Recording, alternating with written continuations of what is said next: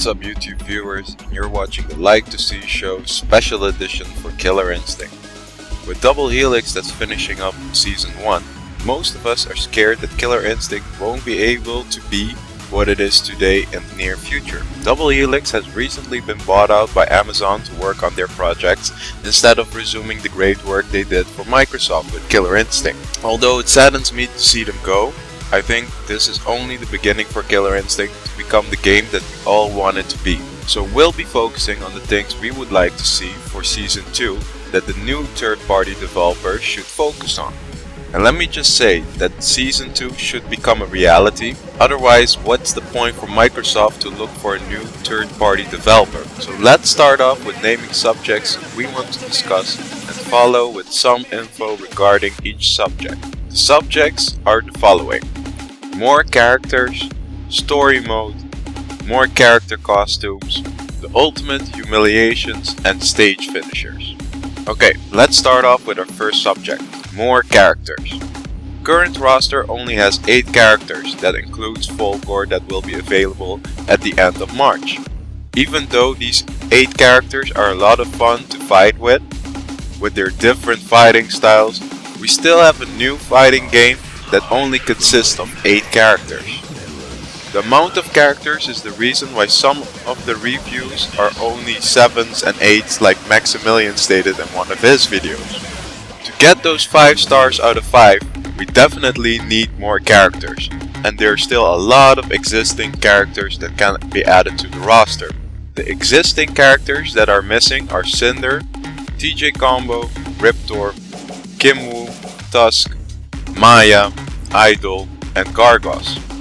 That's a total of 16 characters. And let's not forget that they still can make brand new ones to add to the madness. I think it should be a nice round number of 4 new characters that will make for the total of 20 characters in a roster. Considering this is the new generation console and the power of the Xbox One, and a community that has waited forever for Killer Instinct to make a return, 20 characters in a fighting game should be the new norm. Alright, let's move on to story mode. Up until now we haven't heard anything on story mode other than it's under development. In the Microsoft streams we always ask for it, and only in the last stream we found out that it was going to be pushed for Season 2. I came up with the idea to let story mode evolve every season. My suggestion was to make 2 story modes that evolved around the first Killer Instinct tournament against Idol, the season after that about the second Killer Instinct tournament against Gargos, and the season after that with a brand new continuation for a Killer Instinct 3 with a new boss. In total, Killer Instinct would have 4 seasons, with Idol available in Season 3 and Gargos available in Season 4, as the tournaments in the storyline ended. This makes it more than reasonable to allow that character to be in the roster as a playable character. Our next subject is the second character costume. In Season 1 we recently got 2 new character costumes for the older characters with every new character that joined the roster. When Orchid came out, the second costumes for Jago and Orchid came out a few days later. And with the return of Spinal, we got to see some retro costumes for Glacius and Saberwolf. So that leaves Sadira, Thunder, Spinal, and Folklore for the retro designs that we might see in Season 2. Adding new characters to the roster and getting new costumes for older characters will keep the game fresh in new content that gamers can collect with their killer points and matches to customize their characters.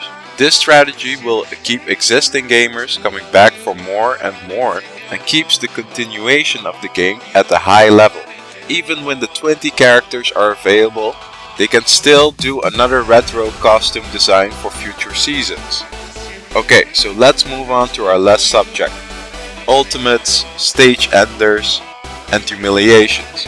Today people can finish their fights with Ultras and Ultra Enders, but there is a high demand for the Ultimates, Stage Finishers, and Humiliations. The Ultimates are basically a fatality that are combined with a combo. The Ultimates have been there in both Killer Instinct 1 and 2. It seems more than logical that in this Killer Instinct they should create that capability. The system is able to do it as it can go to an animation for an ultimate just like the start of an ultra, which each player pauses to get into that ultra combo animation.